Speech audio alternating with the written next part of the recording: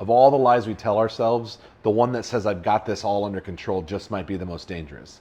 We tell ourselves that we can manage it with a few boundaries, a little self talk, maybe a new routine.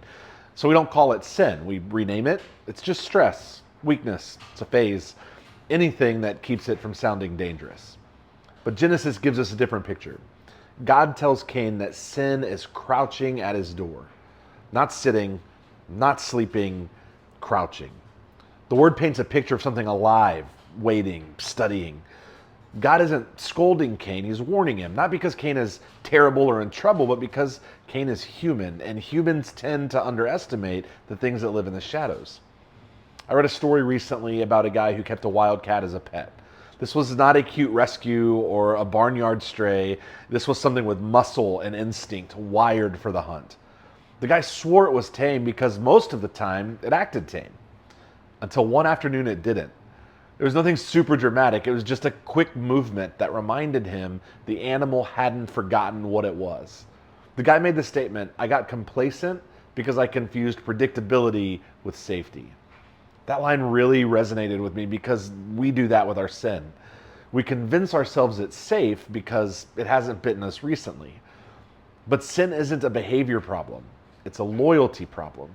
It doesn't want management, it wants mastery. And the more convinced you are that you've got it contained, the more quietly it rearranges your affections. Not in some big Hollywood downfall, but in small shifts.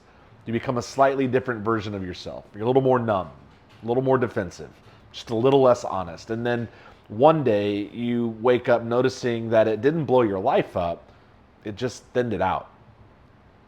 God's warning to Cain wasn't meant to terrify him, it was meant to wake him up.